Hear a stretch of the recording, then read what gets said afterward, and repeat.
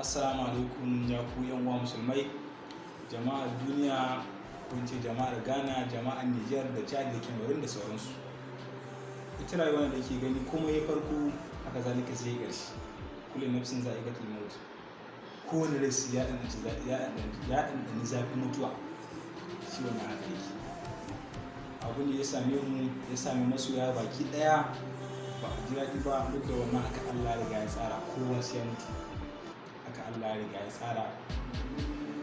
Ba kuma bane dan uwanmu, abokin aikinmu kuma mai gidanmu kamal aboki. Allah ya yi mishi rasuwa a ranar Asabar kuma dalilin hatsarin mota.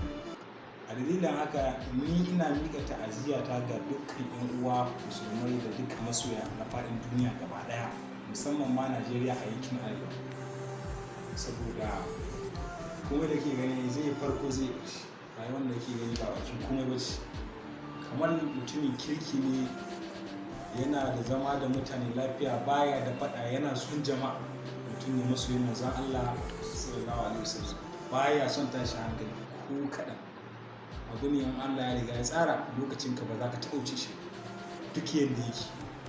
Kawai dai muna mai addu'a Allah Ubangiji ya ji kanshi kuma ya mai rahama.